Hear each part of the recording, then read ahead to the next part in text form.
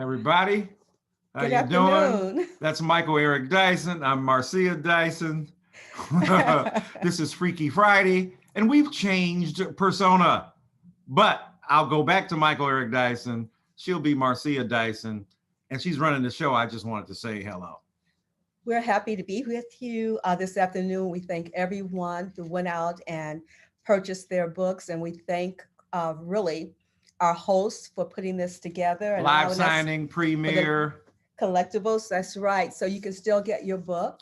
and then I think that it's in the link where you can Can actually go and purchase the book right now while we're purchase it and, talking and get a and live ask a question while right we're at and it. ask a question. That's right. Because it's going to be signing and asking Ooh. questions. Right? I feel like old home week over here. So because we want to get as many of those answers from the audience, from you, the questions for you, Dr. Dyson, and we know that you can be long-winded. I'm just saying, because I do know. What? I think that we should get it started so that we can. Yeah, she's enlighten the really going to audience. answer the questions. I'm going to act like I'm going to do it, but No, I'm going to be over here I'm signing not. books.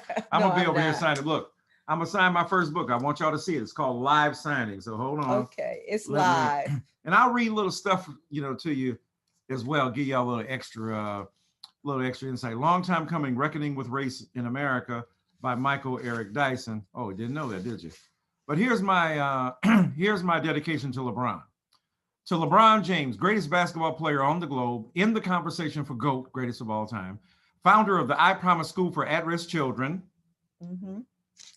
media Okay, media mogul, a global business magnate, transformative philanthropist, outspoken social activist who refused to shut up and dribble, started at the bottom, now you're here, for standing with Black people without excuse or apology, and for embracing people of all races around the world. Now here's a quote from him.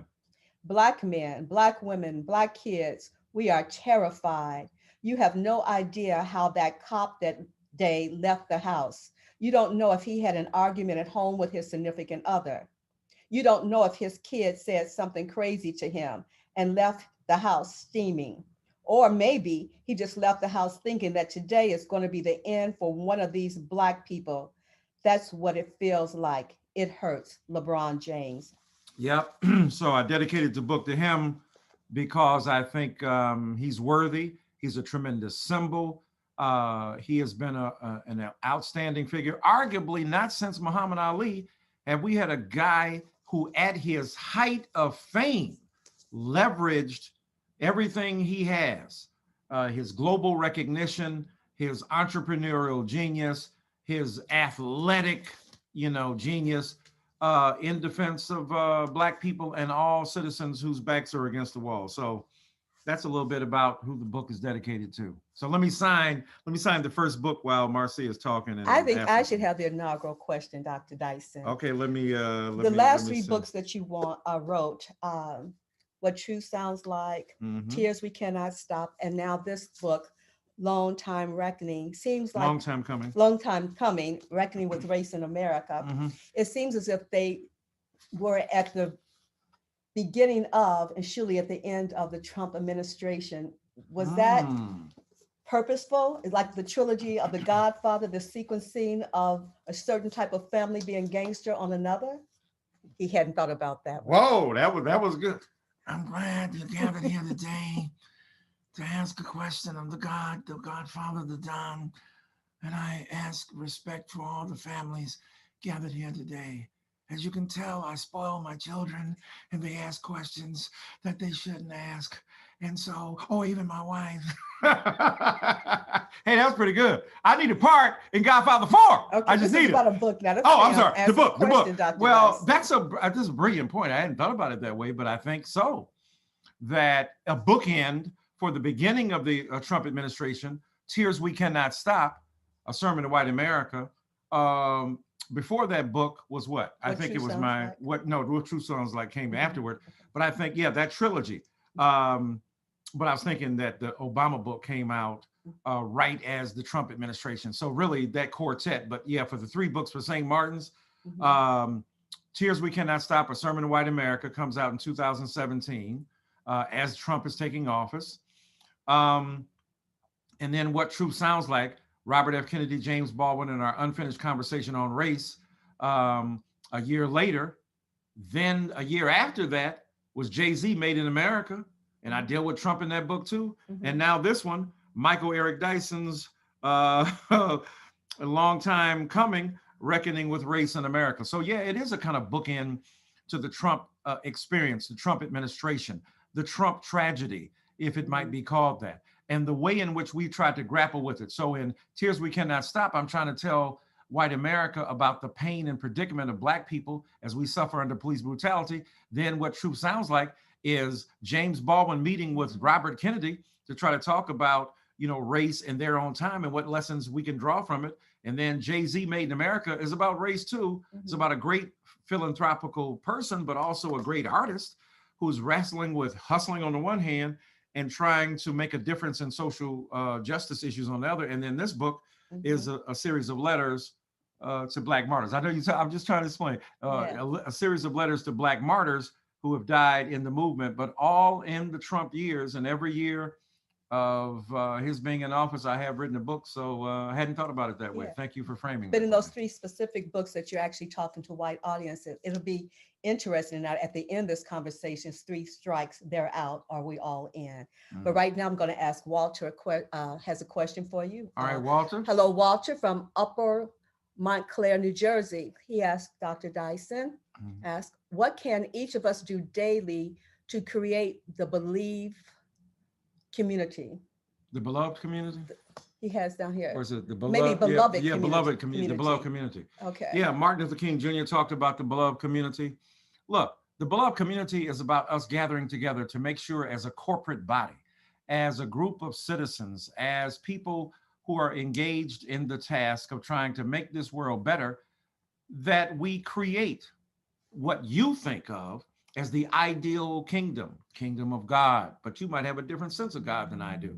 So a place where justice prevails, where democracy prevails. And King meant by the beloved community, where we could have the exchange of ideas, the democratic flow of resources, and the small d, and the possibility that all of us as human beings could reinforce each other, could love each other. And, you know, I often say justice is what love sounds like when it speaks in public. But I'm gonna have Reverend Marcia Dyson answer a little bit about beloved community. How do you think we can bring it about?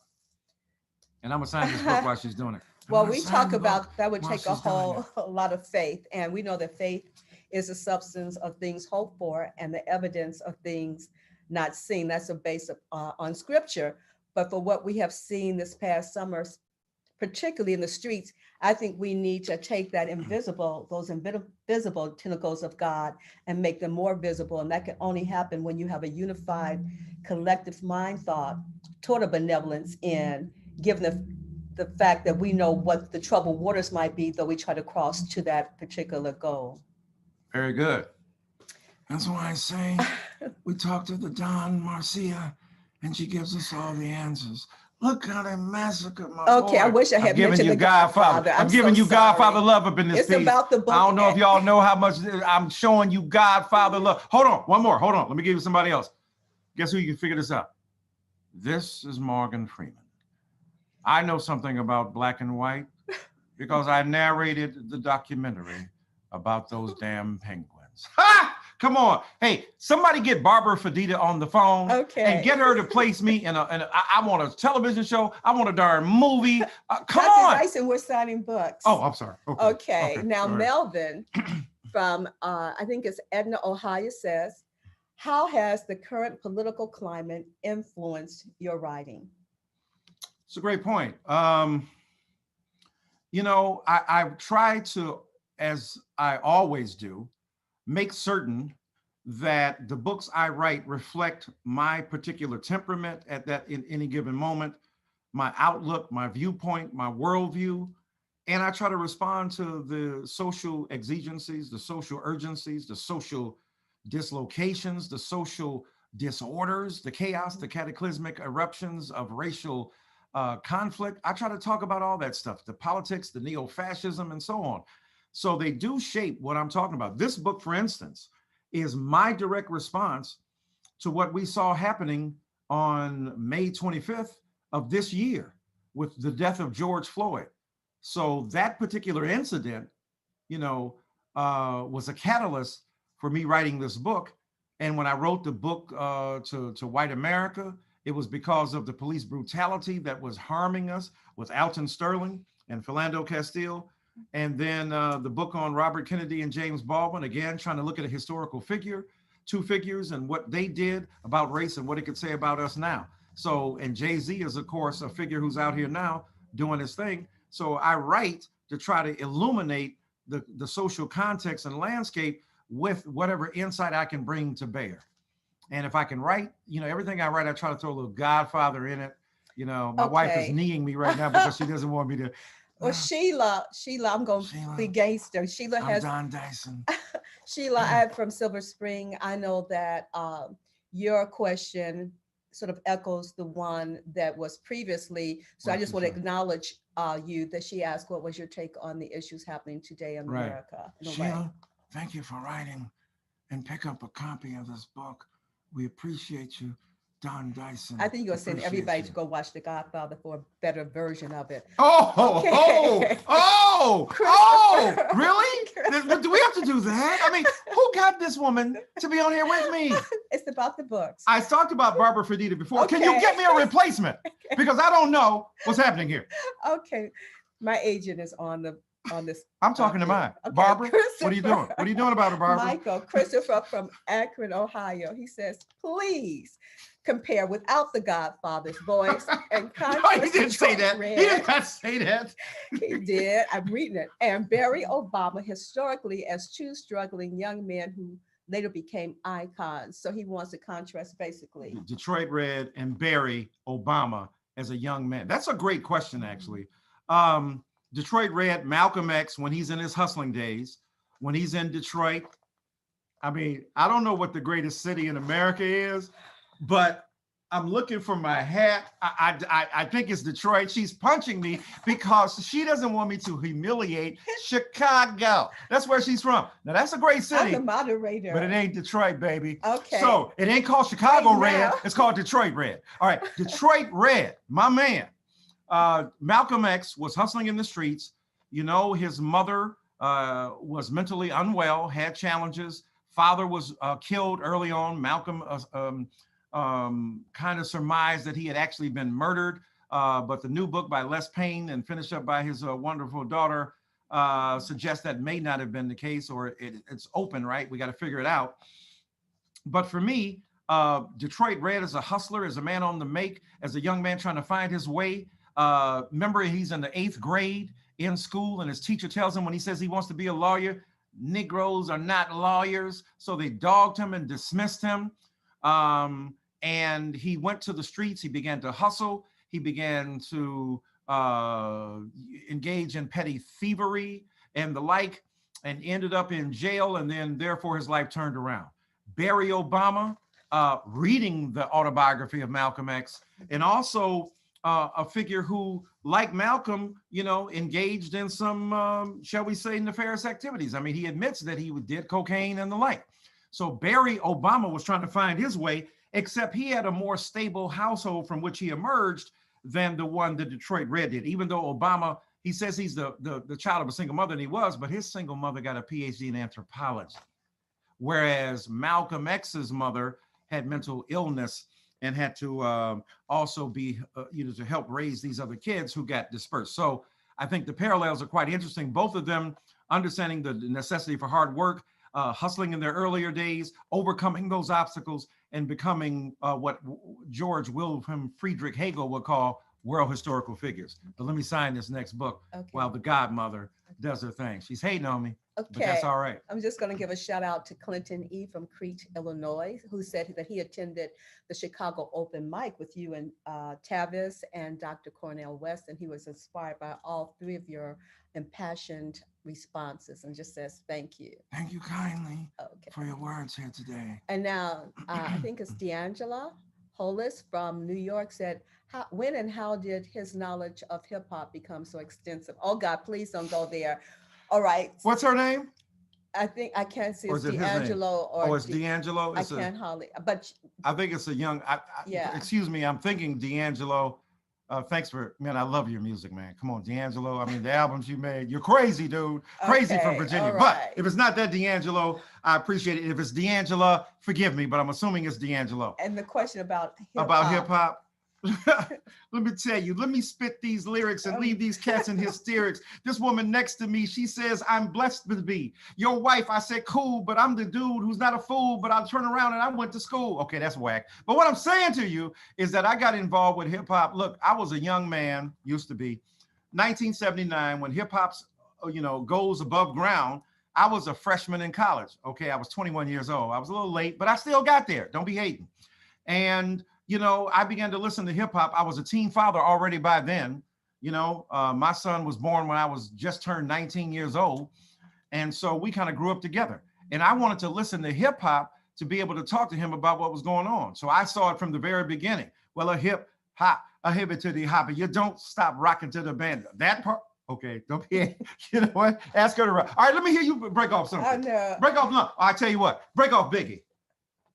Biggie. Back in the days, our parents used to take care of us. Look at them now. They have to scared of us, calling the state for help because they can't maintain. Darn, things done changed. If I wasn't in the rap game, I probably have a key knee deep in the crack game. Because the streets is a short stop. Either you're slinging crack rock or you got a wicked jump shot. Look at her, hip hop hand. Look at her, the hip hop hand. I hate hip hop, and I hate don't nobody ask about hip hop, and no she one doesn't asks hate about hip hop. I don't hate it. I love it. I mean, as far as stopping him from signing books and answering questions. Look. I'm gonna say this by ending the answer. Hate her. Do you know what a hater is? You know what I'm saying? Hey, wait a minute. Remember Biggie was like on his album, like, why you hating? Why you hating so hard? They thought we were gonna be sophisticated. Right now, I got 99 problems and is one. Oh my God! Did you hear? Barbara Fadita, I need you to fire this woman. I need you to fire. Did you see she just called me up?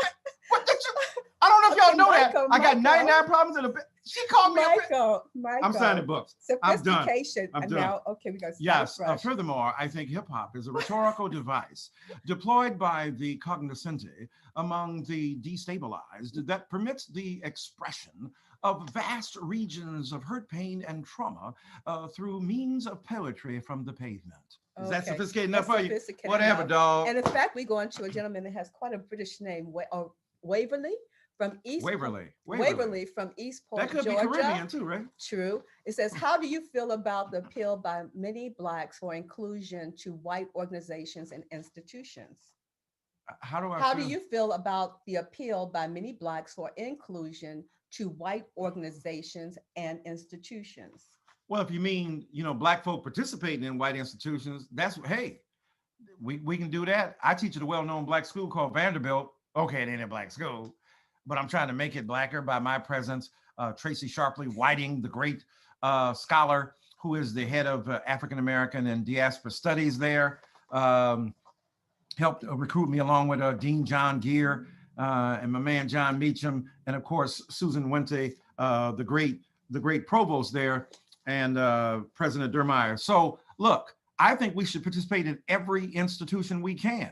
And to be included in those institutions is critical and viable because we help build them. We help make them. We help construct what is seen as the dominant culture on the backs of Blacks, as Toni Morrison said, on our labor. We were capable of generating an entire culture. So why not participate in the very institutions we made possible? Now, we don't have to surrender the integrity of our identities. Often we can become Trojan horses. We get in some places because of how we look and sound, and some of us look sophisticated. Some of us sound sophisticated. But when we get inside, we let those other people outside of us. And as a result of that, people tell us to act more sophisticated because we're bringing along all the people who helped shape us. So there's a way in which we can bring to bear on these institutions the powerful, insightful, beautiful ways of our being that shaped us, that can help shape these institutions. And we don't have to surrender our identities. Waverly, I hope I got that right. I hope you didn't mean by this. Let me very quickly say this. I've been hearing people say now that, quote, we, the progressives, liberals, left wing, and so on, Black people won the election, that we have to reach out to the other side. What's interesting to me, I ain't heard nobody say in 2016, when Black people were hurt and dismayed, that Donald Trump got into office for us to reach out to the other side. I ain't heard that. Now, I'm a Christian, and I believe in love and compassion and forgiveness and empathy and all that. But at the same time, I'm saying if the reality is that we don't want to give in to hate, to bigotry, and to nastiness. Yes, we want to reach out to everybody and love everybody. But the price of admission into our circles can't be the hatred for who we are. We can't have that. All right. I'm signing another book. All right. Okay, this is Michael from Dallas. He just wants beautiful name, Michael from Dallas. He just want to say, once we can safely attend church, please come again back to St. Luke's in Dallas, Texas. Oh, St. Luke. Remember St. Luke? I do. Didn't you preach there? I did. What did you preach?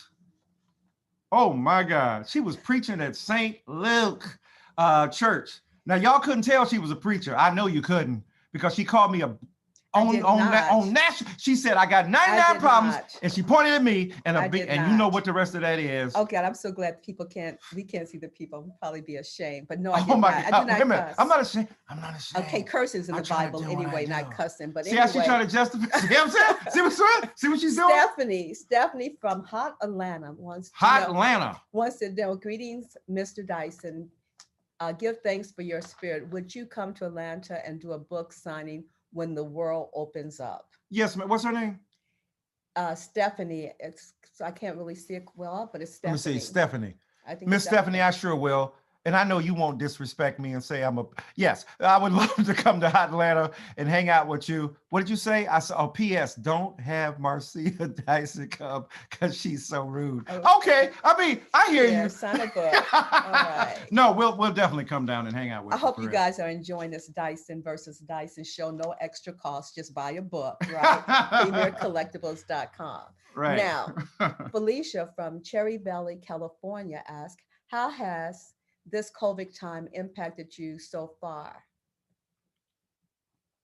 Has kept, it's a question. In your book, you talk about COVID. In fact, you talk about how we had the opportunity to, well, not really, it's not opportunity, but we had to sit with ourselves while we looked outside the windows as our world became aflame, not only around health, but this particular year was also the year of heated protest. In fact, in your book, you talk about the blue plague, you talk about the black plague, and so how has those sort of references on the chapters that you wrote have relationship has to COVID-19? COVID. Yeah. No, COVID. Yeah, COVID.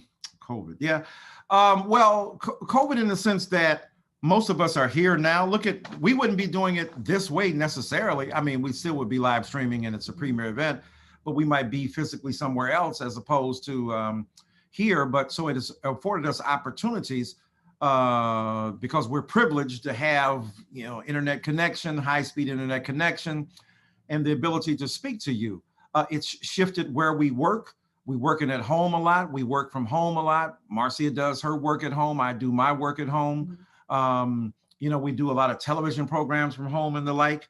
But it's also shaped how we understand human intimacy and connection. I had to fly out to LA to appear on Bill Maher's show a couple of weeks ago, and we were able to spend time with our daughter and our granddaughter. And I learned so much. I mean, the kind of quality time I spent with my granddaughter, she schooled me to so much new music. She's so special and intelligent. Layla Rose, what's up? I'm shouting you out. And Maisha, what's up? I'm shouting you out. Let me shout my sons too, because they be mad. Mawada and Michael, even though they ain't even watching this program. So why am I caring what they do? Okay. But I think it has changed our appreciation for each other, made us more aware of our dependence on each other, and especially upon those people who serve us out in the world, bringing us food, trying to bring us healthcare. The tragedy of Breonna Taylor, an EMT woman asleep in her own bed, being murdered by the police, right? It reminds us of how dependent we are upon others who help us, who serve us in the most highly regarded sense of that word, and in the deepest, for my money, religious sense of that word. And I'm deeply grateful for that. But it also underscores just how fragile and vulnerable many of us are in our bodies and in our body politics and in the resources we have to support people. And we've got to find a way to spread healthcare much more broadly and economic prosperity for everybody. Mm-hmm. I want to ask a question, Michael. You start off your book, and the first chapter is called Black Death, and you look at the life and the death of Emmett Till, which resonates with me since I'm from Chicago, the great Midwest city. And we know that his death really helped to revolutionize the civil rights movement. And I think of Mamie Till when she opened up the casket, right, and said that this is what I can do, and juxtapose that. And the same thing as like she said, and please don't go into Godfather, but she said basically, look at my son, look what they've done to my son, right? But I can do something. I'm going to open up this casket as if it was social media and let the world see, and let the white people see, and see how they may reckon with the deterioration of this 14-year-old body that was damaged and blemished and beaten and thrown into the sea of nothingness, as if God and we would forget him, right? No, that's true. Right? As compared to the hurling cry of George Floyd saying, "Mama, I love you, and I can't do nothing." Yeah, it's powerful. I thought that was very powerful. Well, it is very powerful. I have nothing to add to that, except I thought you were going to tell, I'm gonna give you a secret between me and Marcia. If we think one or the other is talking too much about themselves, we go like this. We do like this. We do da da da da da da da da, like me. But wait a minute.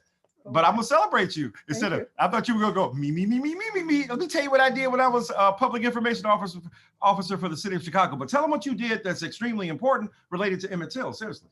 I had the responsibility of actually getting the street name for Emmett Till from our lakefront all the way to the end of the city. But unfortunately, during that time period, the aldermen, as we call them, some people may call them council members, refused to allow that street name to go all the way through to the western suburbs. And it just we're talking about the early 90s. We're talking about the early 90s. And ironically, all those streets had naming streets, but it was also an area where they still had signs naming streets, most of them going to the southwest, to the border. And so I remember telling Mayor Daley that if you try to tell the public that had gathered there together, which also included Rosa Parks, that Rosa Parks that the city was less racist than his father, who had the reins of Chicago in the 50s, right? Then I would be the first one to call him a liar, because I knew that he had tried to burn the midnight oil along with you to get them to all come together, and they refused. So Emmett Till's life, even in the city of Chicago, and that street dedication represents signage that still is standing up, but the indication of racism is still prevalent in the city of Chicago as a landmark. That's brilliant and eloquent. But if you'd have been in Detroit, homie, we'd have hooked you up. We would have taken care of you, bro. We would have taken care of you, because we had Smokey Robinson, we had Berry Gordy, we had Aretha Franklin. Now, don't act like you don't like Smokey Robinson. Let me tell you what, Smokey Robinson and what's my man's name? K.O. Way old day. What's Smokey Robinson? I know Detroit things are unforgettable. Wait a minute. No, wait a minute. Smokey Robinson and Harry Belafonte. I was trying to be funny. You know I was joking with you, Harry Belafonte. Yeah, she's in love with both of those men. She got a picture of Harry Belafonte like this. Like he her daddy. Like, he ain't your daddy. Like, let that man go. Just like this is a historic moment, I was embracing physically hysterical body. Oh my God. Now, yeah, all right. Oh my God. Harry, Smokey Robinson. Oh, okay. Okay. Yeah. Here's a question while we're highly entertaining people. What is it about? Speak for me, not for yourself. What is it about our collective situation today that gives you the most hope gives you? I'm just reading. Gives you the professor that gives you the most hope for a better future. What about the condition? What is our collective situation today that gives you the most hope for a better? Yeah, that's a great question. What's the person's name? There's no name. There's no name. Okay. So, what gives me hope is the fact that people hit the street this summer. That people are determined to make a difference. That people will not take this situation as the situation we have to be in. That we don't have to accept hurt and harm and danger and tragedy and violence toward Black bodies. That we don't have to think that it's okay to dismiss Black women and have a hierarchy where Black men's bodies are seen as sacrosanct, or at least religiously imbued with meaning, but Black women's bodies are dismissed. What makes me hopeful, and I want to shout out Brittany Cooper on her birthday, 40th birthday, who wrote the book Eloquent Rage, and a brilliant young scholar, and Mark Anthony Neal, my man, an older scholar, still younger than me, who does brilliant work as well. But so it's extremely important for us to understand that what our collective situation gives me hope, because we are determined to do a better thing. We're determined as a nation to be better. We're determined as a people to do better. And we're determined as a new issue of democracy, so to speak, under the President-elect Biden and Vice President-elect Harris, to make a huge difference. Now, they ain't perfect. We got to push them.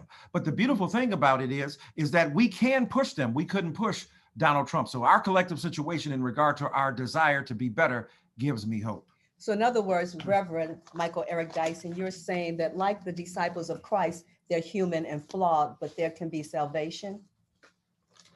Okay, show off. Yeah. Okay, which brings me to your book, which we're signing. I was saying that. Okay, all right, that's better. I but knew you wanted I mean, to. I had to break it down. I mean, she asked me the question, and I just wanted to answer. But when you were talking about the future for a better hope, it brings me to your book, which people can buy at the Premier Collectibles. I'm signing. When I hold it up, I'm not trying to me. I'm just trying to sign. It She's reminds pushing my me knee. of Clementa Pinckney, and the minister that was, and his congregation members that were murdered by a young white man who came to their church to pray with them, right? Mm-hmm. And I remember taking our grandchildren down there in the hot summer and making them feel like, they told me 12 years a slave, even though they were only 8, 10, and 11 at the time. But I wanted them to see not only where slaves were sold and where the good slaves could sell their products if they were good slaves, but also took them because I wanted to show them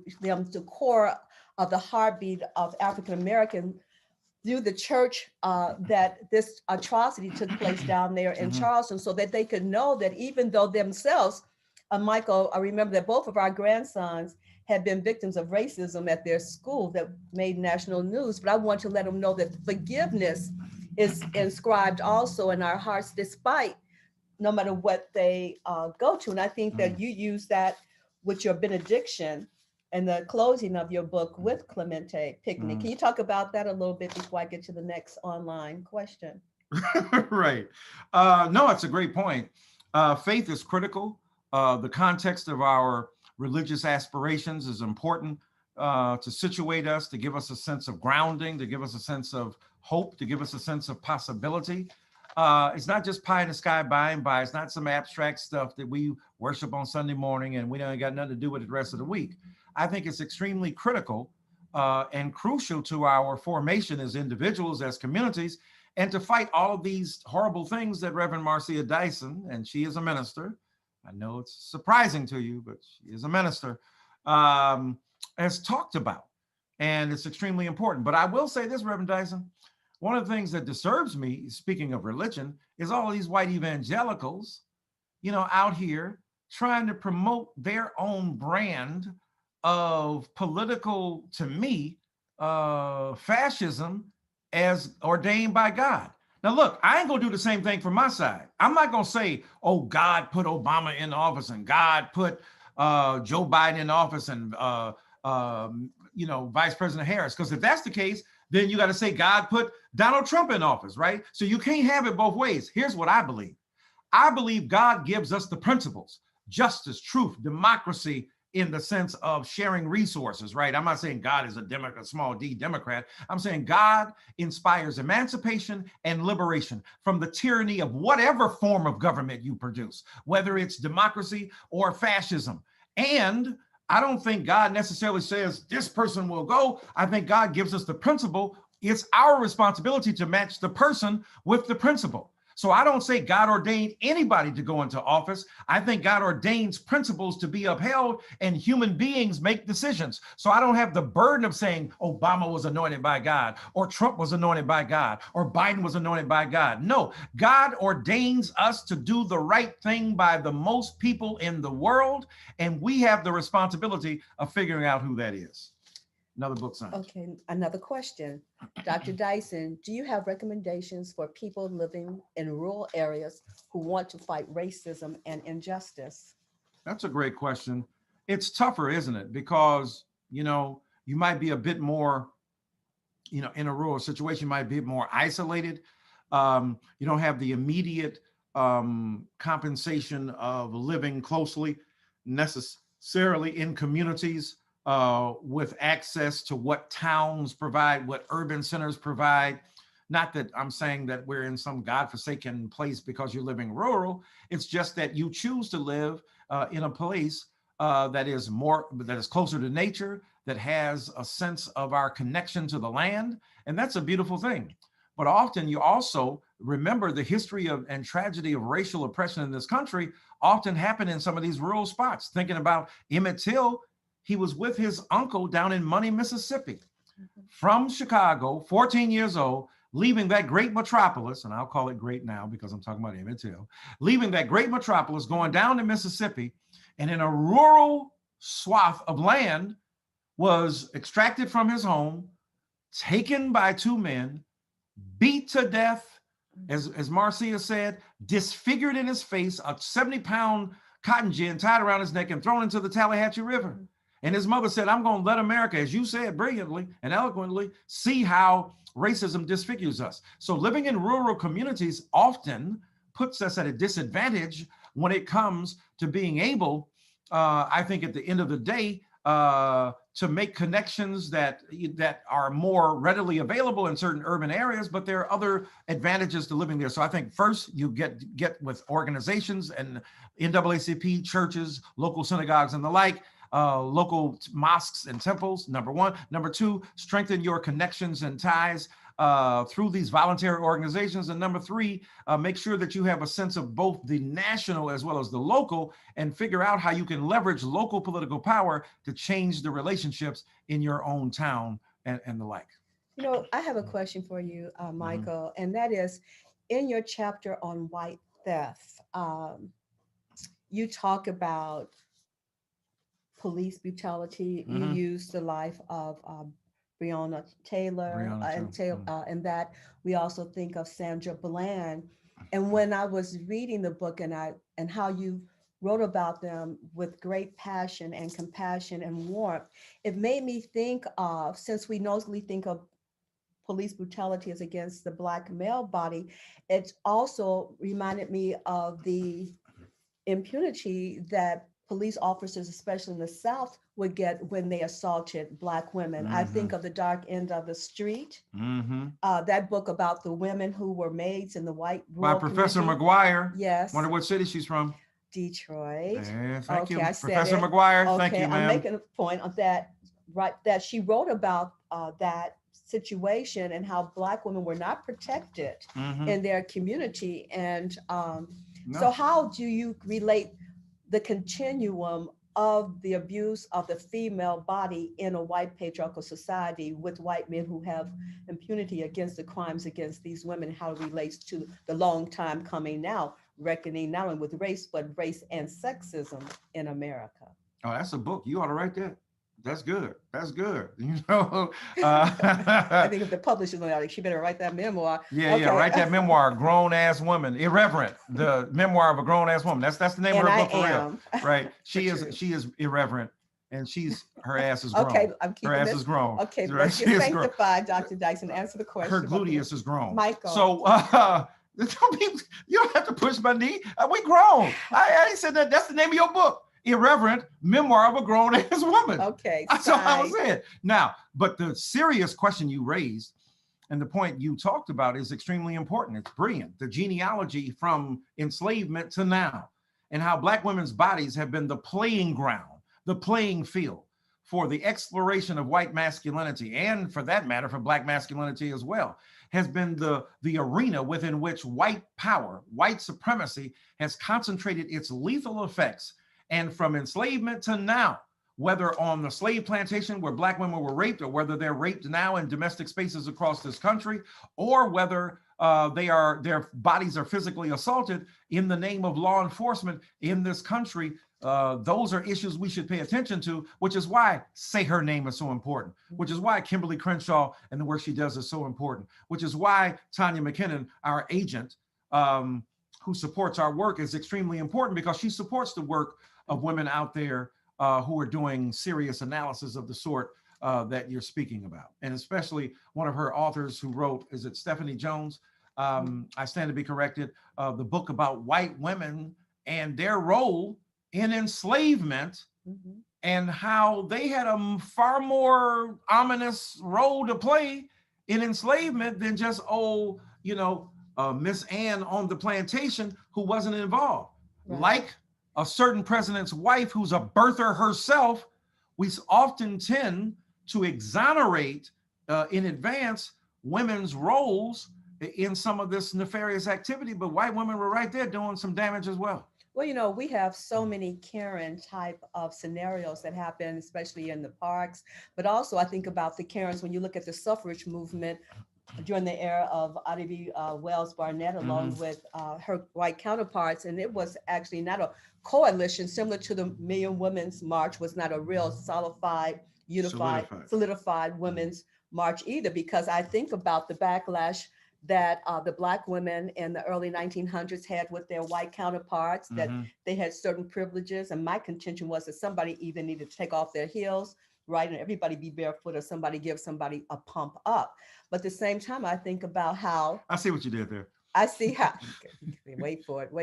But I also think about Tamika Mallory, who through her history fortified her to be not only the executive director of the National Action Network, but to be one of the co-chairs of the Million Women's March. But she's also now working very strongly with Breonna Taylor, the Black Lives Matter movement, with trying to bring social justice to bear. So you're right, Black women have often been ignored. Think about Martha Jones's book, The Vanguard, or Vanguard, that is about the way in which Black women, as you said, were forging connections among each other, even when they're being denied by the Susan B. Anthonys of the world, denied legitimate participation in feminist circles, in suffragist circles, and yet, whether it's Seneca Falls and the like, but you got Sojourner Truth, you got Harriet Tubman as early exemplars, and Black women from Mary Church Terrell down, who did extraordinary work to make sure that social change could be brought about. And Frances Ellen Watkins Hopper also made a great contributions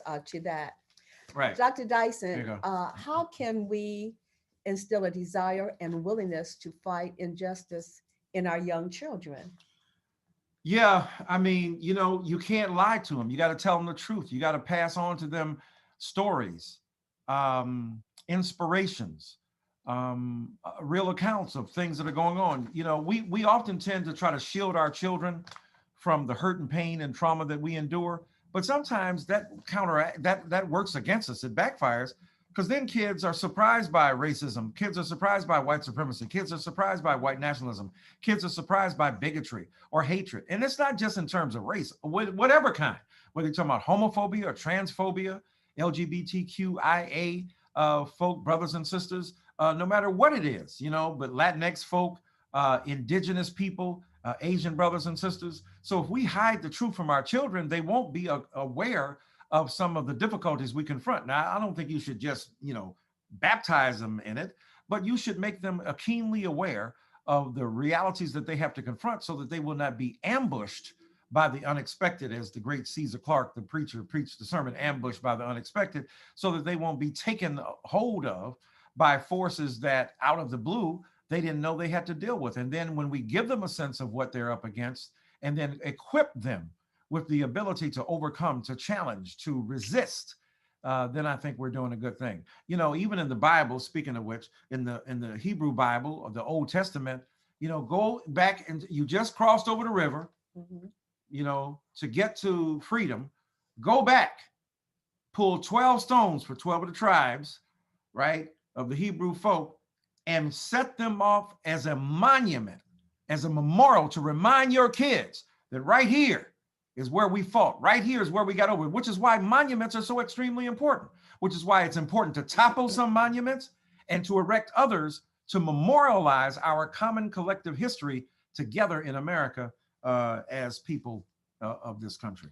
You know, one thing that pleased me, Michael, in your writing of Long Time Coming, it surprised me that you allowed to touch upon something that I'm concerned about. And I've spoken about it, yes, me, since 1985. Me. No, it was at a time when we were trying to deter the gang formation of the Black community. And when I was reading your chapter of fighting gang warfare in America, right, yeah. yes, and doing via positiva, not self-hating away, but we did a Black on Black love campaign with the founder of Salt Sheen Products, Ed Gardner. I think you did that before I met you. I did do that. Not sure why you're referring to anything that you did before you met me. I'm not sure why you're doing that. Okay, but anyway, I'm seeing red, that chapter. And when you talked about Hadia Pendleton and how she didn't die at the hands of the man in the blue uniform with the badge, but at the hands of the beloved community. And I read about how you say that folk in this conservative media think Blacks are hypocritical because we don't address with that outrage when we have this friendly fire, I would like to call it, in the military when an accident happens, though it may not be the soldiers shoot their fellow soldier, they call it friendly fire. And I want to keep it on a positive note. How do we address the friendly fire in our community? Or unfriendly? Well, most of it is unfriendly, but I was just trying to make it within the community without demonizing the community. Well, so. I'm glad you did it that way. I won't pull one of those martyrs on you. Did you mean, in other words? I'm not going to say that. But no, it's very, very powerful what you're raising. And I do want to avoid the Black on Black discourse, right? Black on Black crime. People kill where they live. So if you want integrated killing, have integrated communities. Before, who was in the ghetto before Black people? Irish, Polish, Italian, Jewish, right? Look at the gangs of New York. Ain't no Negroes up in there. That was Daniel Day-Lewis and his tribe. What up with that? I mean, I ain't seen no Wesley Snipes up in there. Wesley wasn't up in there going like, yeah. Michael Jackson there, I'm bad. I ain't seen none of that. Okay, I'm killing you with the references over here. Okay, it's the book. It's about the book. Oh, I'm sorry. See it red. Me. Okay, I am talking right now. So it was, important to say that those ethnic groups that occupied the shtetl, Jewish ghetto, right before then, were ethnic Americans who came here from vast regions of Eastern Europe and sometimes Western Europe, and came to America and were forced into economic immiseration, misery, social injustice, right? The Irish, the reason they call it a paddy wagon to go to the police, because Irish people were being arrested because they were supposedly drunk on the weekend, and the wagon that took them to the police was nicknamed after an Irish person. That's like calling it the N-word wagon, right? So we know that the Irish, the Polish, the Italian, Jews, right, all of whom occupied different aspects of the American ghetto, were involved in Jewish on Jewish crime, Polish on Polish crime, Italian on Italian crime, and the like, right? And so Black on Black crime, we talk about it in a way that exempts it from, or at least excludes it from the larger consideration of how stuff happens in all communities. Yes, 93% of Black people who die are killed by Black people. That's tragic and real. 84% of white people who die are killed by white people. I hear no discourse about white on white crime. Oh my God, Miley Cyrus is helping lead white America down a hellhole in the culture. So, but having said that, what your point, and you often make this point on social media and elsewhere, is that even though we recognize that so-called Black on Black crime is really about neighbor to neighbor carnage, there is something tragic and hurtful and painful about our babies killing each other. And this young man who killed Hadia Pendleton shot her in the back because he mistook her for a gang member. And then the dude drove his getaway car, and both of those men are serving life in prison. That's 3 lives lost. And it is tragic that she died at the hands of a young Black man whose future was also, destroyed as a result of his horrendous action. So yes, we have to deal with everything. We have to deal with all things, but in context, with understanding and interpretation and nuance, but it doesn't relieve us of the responsibility of addressing what we do with our own hands in our communities as well. I think because it has been such a long time coming for our communities to feel the uplift that economically that we were gaining after President Obama, and looking at the model of Nipsey Hussle around entrepreneurship and building up the community and buying Black, that a lot of them and who came from the hip hop area didn't have the hip hop. I like to say the expectation of excellence. I was talking to some millennials the other day just about their vaccination, and they were saying that they rather just die. They have nothing to live for, which was very startling to me. And I'm wondering, what can we do as a community? Forget the outside forces. How can we reckon with the despair our young people have, having been psychologically wounded by the decades of this cellular memory of our suffering that they can't even identify, which is not even taught in schools or magnified within their lives and in their inner circles? What can we do to give a bomb in the Gilead, a BALM, in the Gilead of the gang formations, the guns, and everything that starts with G that is bad for us, for our beloved community, Dr. Dyson? Well, damn. I mean, that's a heck of a question. That's a heck of a statement.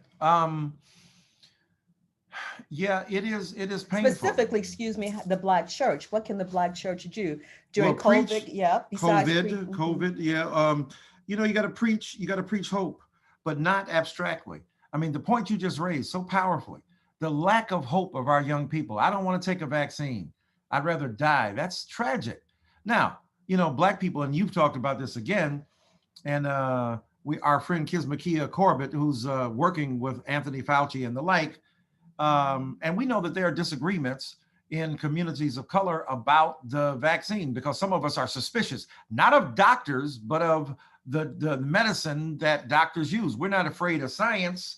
We're afraid of scientists. And some of us in this call, you know, and on this have posted stuff that, damn, I wouldn't post, but I'm not the one doing it. I'm a grown person. The other person in this call is a grown person, but the skepticism, but there's healthy skepticism too. There's healthy skepticism about vaccines, and I get that. But I'll tell you what, seeing the Black Death out here, I'd recommend folk take them darn vaccines and at least try to figure out how to stay alive long enough, yes, in order to survive.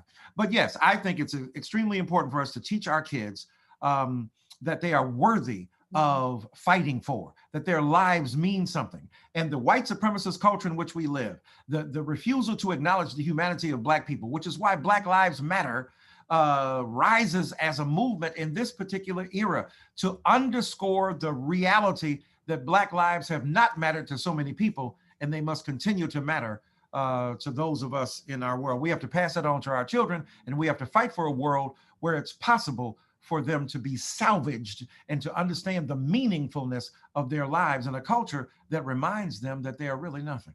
Well, since if this was a court like in Perry Mason, which I watch a lot, and you brought that subject onto the table about vaccinations, you should know that, and you'd be proud of me, because of my age, I'm 69, and we have grandchildren and other family members at risk. I have volunteered and signed up to take the vaccination because, look, I'm going to tell you guys the truth. It won't be, I'm healthy. I am healthy. But there are questions we should ask. First of all, what's in the vaccinations? If you have a person living in assisted living, will you be able to see them because it takes you out for a day and a half? And also, who's administering the vaccination? They're looking for, they said, postal workers or your preacher. Right. I think first start with the elected officials who want us to do it, then the doctors, right, that want to give it. But right. Also, I think we need faces for us to give the vaccination with not just a friendly face, because that can become like the Black on Black, not so much love, right. But they have informed information while they give the vaccination. So I'm going to do that for the family. I'm going to take one for the team. Oh my God. I'm stunned. And he's calling the insurance company right now. Hey, I got $100 million on a woman. She says she's 69. First of all, let me do this. Hold on. Michael, when I said I was 69, your Black behind did not act surprised. So act surprised, fool. Oh my God, you're 69? And fine. I can't, right and fine? I can't believe you. We're talking about God. Time coming. Hey, Essence Magazine, when she turns 70, October 29, 2021, I want y'all to put her in the magazine and say, we ain't never seen a woman at 90, I mean at 70, look this good. Right now, we want to get people to the book place and to buy these books because it really is important. You can see as a wife, I'm Michael's biggest critic, but I'm also inspired by his Also, work I didn't think because there was anything else. Critic. no, because that's what you provoke, not only in the public space, not only in Oh, you think I media like it? sphere. I thought you liked the Roth myself. You're so aggravating. I mean, you're so entertaining. But Wait a minute. Who told you that I like this? Who told you that your critique of me was something I wanted? Oh my God. You mean for 30 years I've had it wrong? That was in the prenups. You didn't read the fine. I'm Yeah. sorry. I knew you Yeah. gave me trouble. Pre-nubs that she beat on me until she made me whittle my nails down to nothing. Okay, Pre-nubs. Michael, Get it? Pre-nubs. See what I did there? okay, we're winding up a little bit. Winding up. You Okay. wound me up. I'm winding up this. You dropped a bomb on me. What is the last few words? Not to like give away the whole book, but a snippet of how we come to this great reckoning and awakening. Let me read the last words of this book literally. Let me see what they are. Let me just try to be. See, she set this up, right? Here are the last words in this book.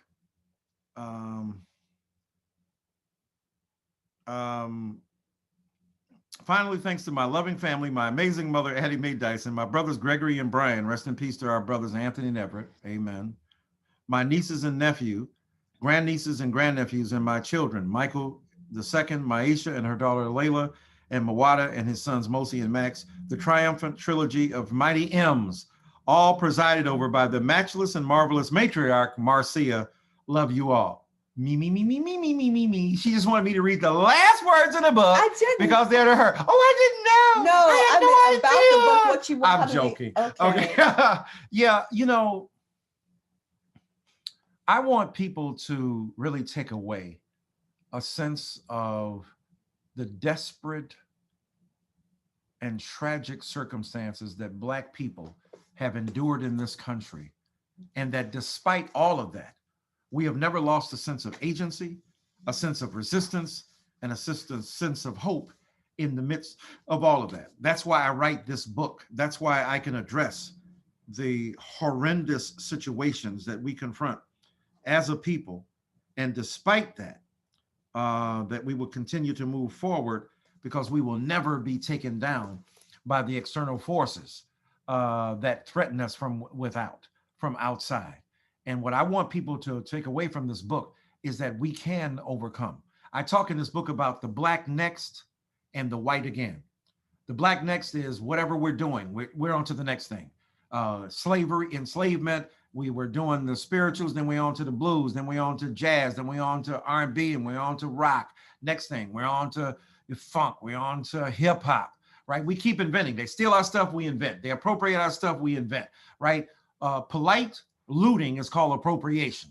Mm-hmm. And despite all that, the next thing or the next struggle, Black freedom struggle, Black Lives Matter, before that, civil rights movement, before that, Black freedom struggles in the South and in the North in the early part of the 19th and 20th century.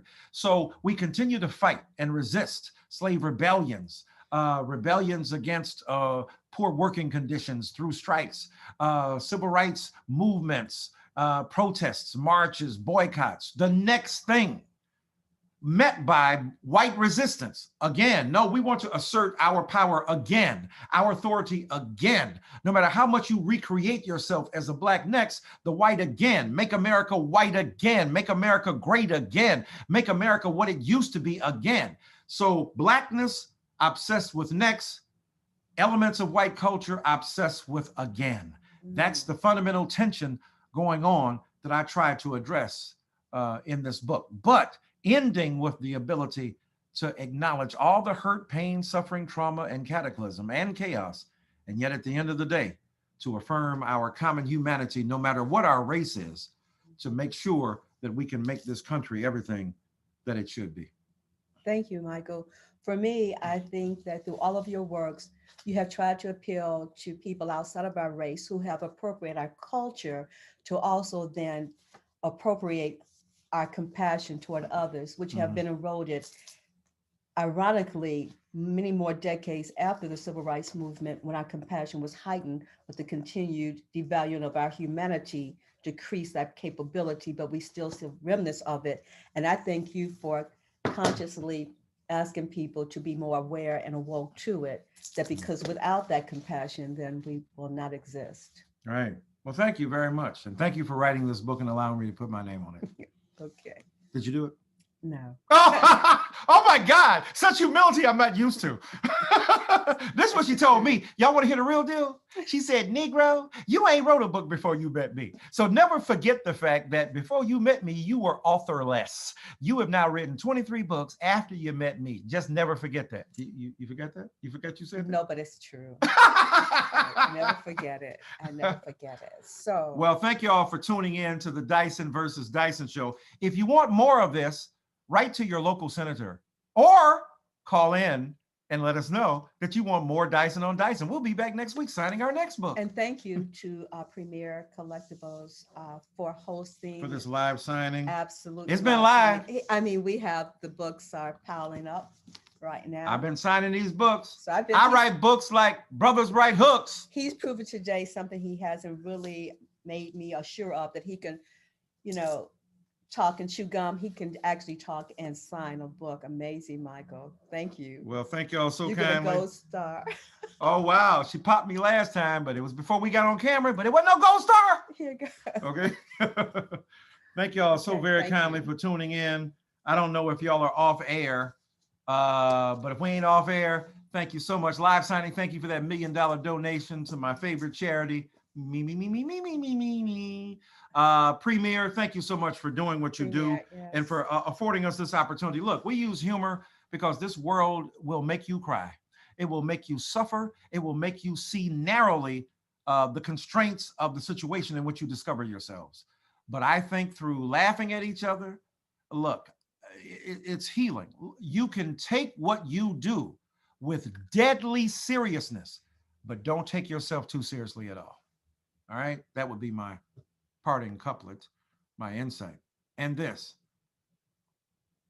never forget, get long time coming, reckoning with race in America.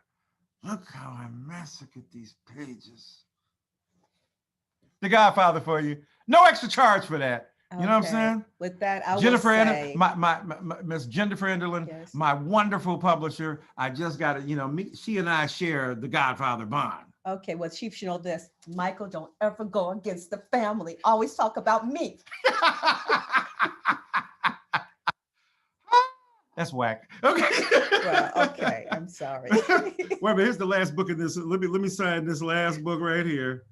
Because, you know, here I'm trying to leave y'all on a high note. And she up here with the whackness. You know what I'm saying? I'm giving you Godfather. I gave you Morgan Freeman. Hold on, let me get Dr. King. Now I want all of you to go out of here, recognizing that this book has been written and he's been trying to march away from Marcia for these years, provide him the economic freedom and the emancipation to continue to be involved in a justice program called Me Fi Me. Thank you, Dr. King. You're so beautiful. I mean. And Dr. King must not have a good lawyer, because his wife sure did, because he could get 50%, baby. So just march on with half your stuff. Thank you so much. Oh my God. That is kind of harsh. Okay, all right. Are we going to? All right, y'all. Thank you so much for tuning in. Pray for me. All right. Get Barbara Fedita on the phone. I need new people to work with me. Okay. Okay. All right. Love y'all so much. Thank you so kindly. If you get a chance, get a copy of A Long Time Coming, Reckoning with Race in America. On a serious note, we are committed to the process of social justice, to the practice of the expression of love, and the beloved community of being a real thing in our own lives. So we're deeply and profoundly honored by this opportunity. Thank you for having me and allowing me to join you. I do appreciate it. My book company forced me to have you. You were not my first choice. Okay. We're going to end it. Okay. You weren't even my second choice. I mean, she wasn't even my third choice.